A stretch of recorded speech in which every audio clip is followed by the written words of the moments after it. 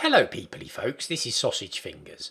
Now, I know it's a bit unusual showing you what I've made at the beginning of the video, but I am new to wood turning. There are loads of videos with people who are experts, but I am a noob.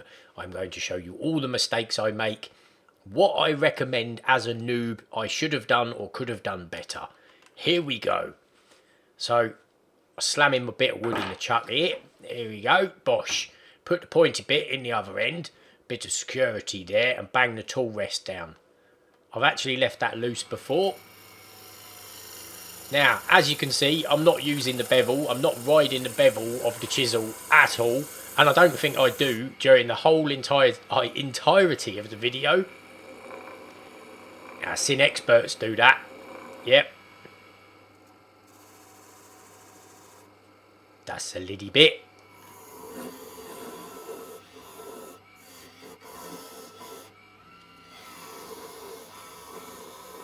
This is the Charnwood 815 lathe. I'll put a link for it in the description. It's an absolutely awesome lathe. The only problem I've got with it is it's underpowered.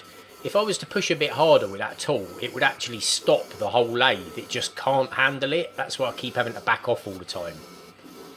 Yeah, it's a little bit underpowered. But on the other hand, because I'm a learner, rather than having a catch, the lathe tends to stop instead, which I suppose is a benefit.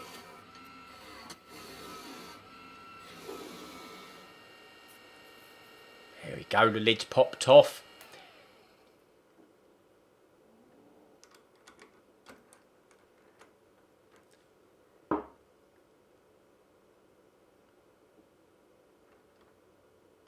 Now I should have brought the tailstock up to keep that flat, but I've still got the little nubbin on the end.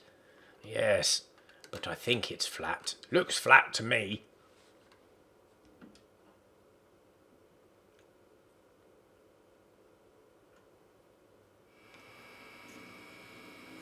These nubbins are my arch nemesis. I haven't worked out a good way of removing them yet.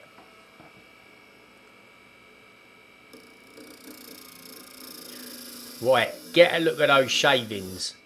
I am not going to buy a sharpening jig until I've learnt how to sharpen by hand. Now look at these shavings after I've sharpened my tool. Beautiful, huh? I have found that sharpening your tools is actually harder than the lathing itself, getting those angles right, but I'm determined to learn to do it manually. I will not use a jig until I can do it by myself. Now this is a parting tool really. I don't know if I should be using it for this, but it just seemed like the correct tool at the time. I'm left-handed as well. I'm trying to learn to lathe both hands. Look at me measuring. Got a ways to go yet.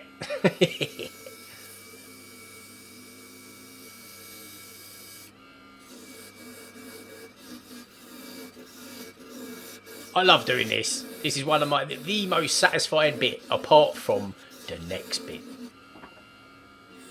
This, oh, look at that. Again, not riding the bevel. Surprised I haven't had a catch already.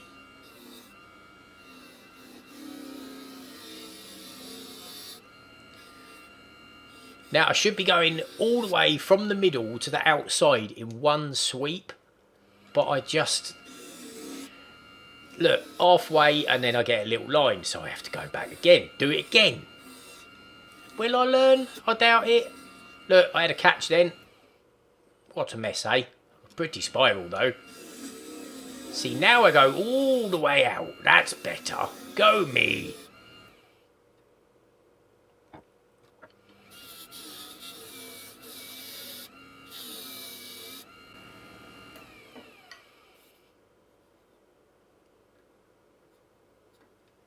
Looking good, sausage, looking good. I sand all the way from 180 through to 600. Grit on the sandpaper, that is, and hardly any pressure at all. I found if I push hard, it kind of makes it, well, it doesn't work. Cellulose sanding sealer. Never saw the point before until I used it. It makes the little bits of microscopic woodness. You think it's flat until you go over it with this, and then you go over it with the last grit that you've sandpapered with, i.e. in my case 600 grit. Give it a little wind up, let it dry off, and then have a little sand. It is smooth as a baby's bot. Really makes a difference, that stuff. I do 2 coats of that. And this is beeswax. I love the feel of this stuff. It's cheap as chips. You rub it on, and then when it starts to warm up, it feels so smooth.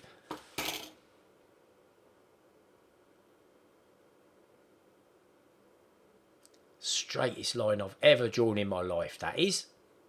Look at that, son. Almost looks like I know what I'm doing. Now this is the base of the lidded box. I don't know if there's a quicker way to do this. This was quite time consuming, getting the lid just right. I was so scared of taking too much material away. My accuracy isn't good at the moment. Now look how tight this fit is. I wanted it this tight so that I could still work on it without having the tailstock attached. Look at that. It's tighter than a tight thing.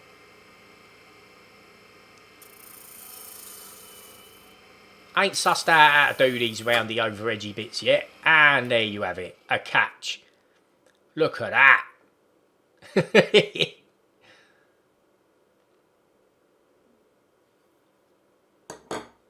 Nothing we can't sort out. If I was riding the bevel, that would not have happened. See the curvy uppy bit on the chisel? At the bottom of the chisel, that should be against the wood.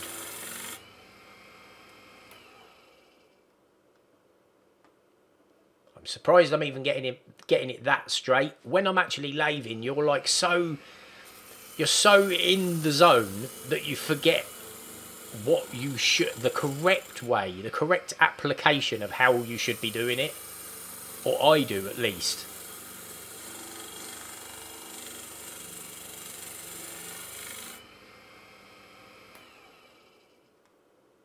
Look at that.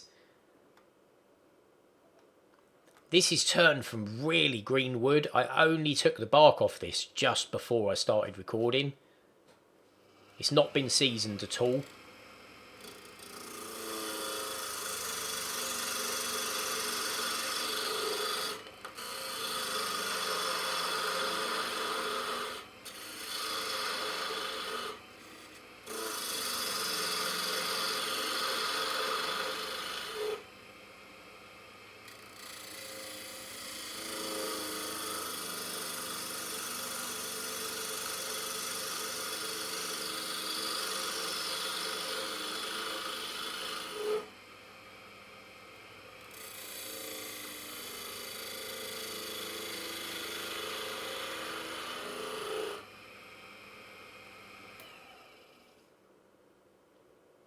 Got to have a good feel, haven't you? Still a little bit bumpy.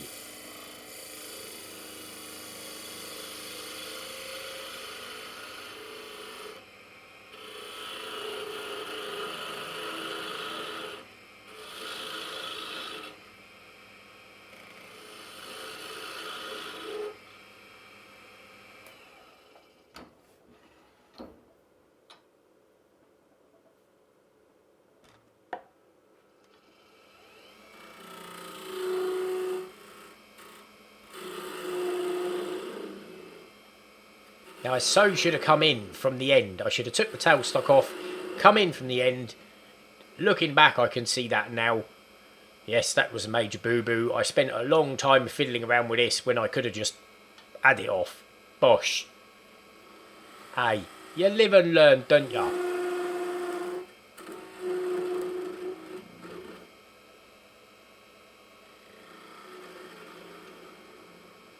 Bye-bye, nubbin.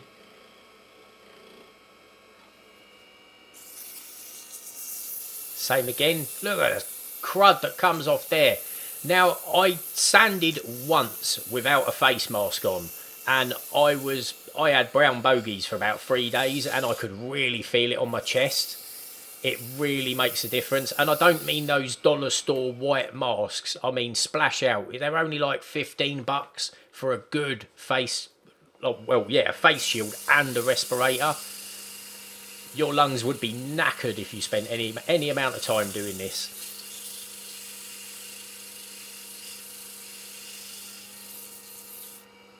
Oh, sandy goodness. Got to have a good feel. Beautiful.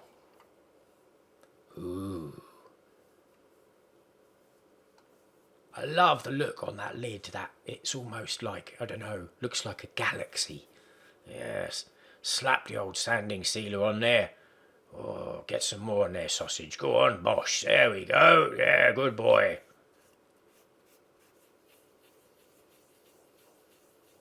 Yes, rub it in. Only takes a couple of minutes to dry. Well, not even a couple of minutes, really. By the time you finish doing it, it's already dry and ready to sand.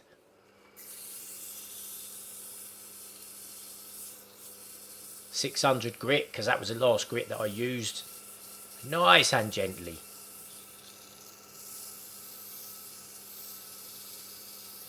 Hard sanding seems to make it worse rather than better.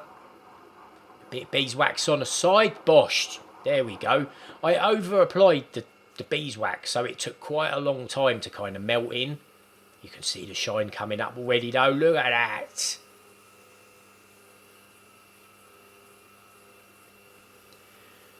Now just after this, I actually left this overnight with the lid on.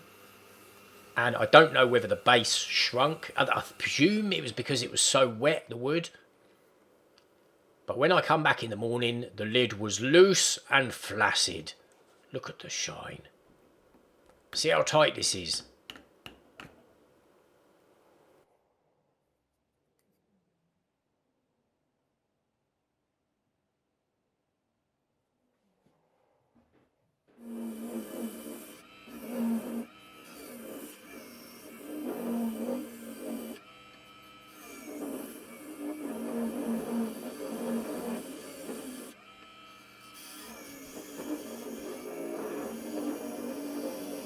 Look at that.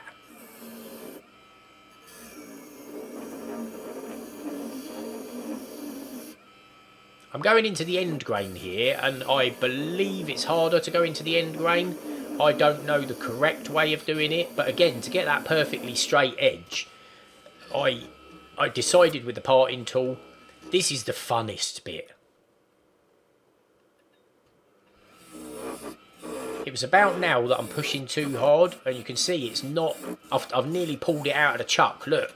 See, it's not spinning properly now. Look, it's wobbly. I know something's wrong, but I haven't figured out what yet.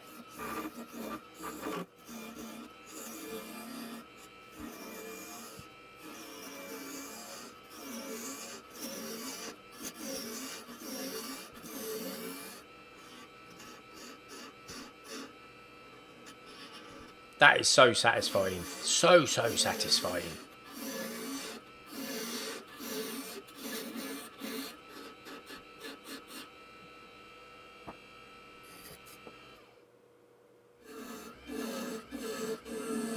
There, tighten the chuck up a little bit.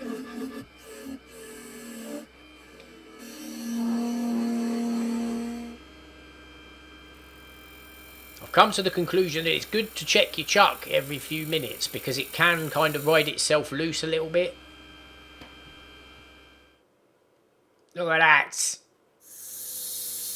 Beautiful. Same sketch again. 180 I started with, through to 600. Bit beeswax. Well, I sanded sealed twice and then the beeswax. I'd learned my lesson by now. Go a lot lighter on the beeswax. Better to put a couple of coats on. Otherwise you get almost bumps and ridges that are really hard to... You almost have to melt them down with the tissue. See this, I came back the next day. I hadn't taken any more material off. I can only presume that because it was green wood, it's either swelled or shrunk overnight. Because I actually left the lid on it overnight. Now the lid is loose and flaccid and floppy.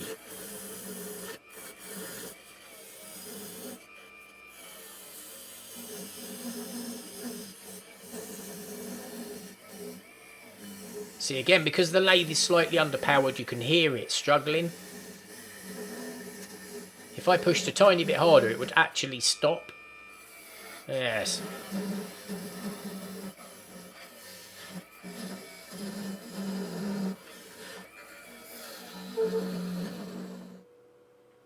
Bit of bog roll in there, look. And then I use the outside jaws of the chuck. I try and be quite gentle with this because I don't want to smash the pot open. This is the way I do the bottom. I don't know if you're supposed to do it like this, but I did. See how quickly my nubbin goes away this time. Goodbye, little nubbin. So much easier. You live and learn.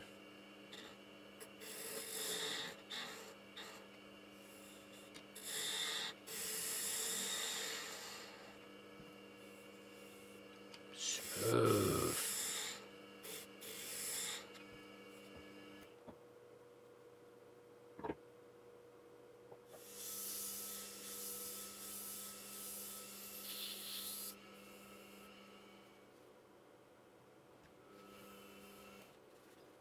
I was a bit stingy with a sanding sealer there, weren't I? Yeah, not good, Snossage, not good.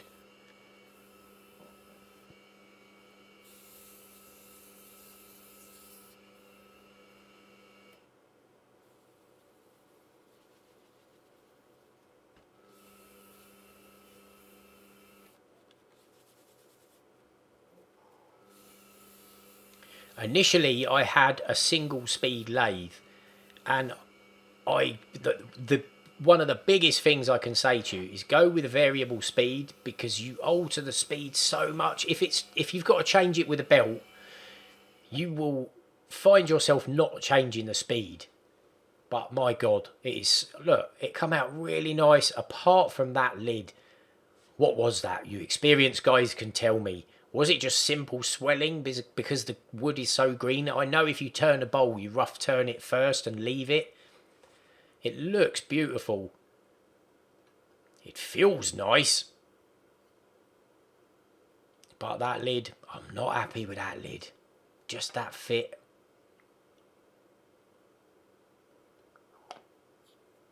Look, it's wobbly. And there you have it, people. We got through it, and I will learn. I've learned a million things just making that one thing. Anyway, I hope you enjoyed that. If you did, give us a like and a subscribe, and I will see you very soon. Laters, peoply folks.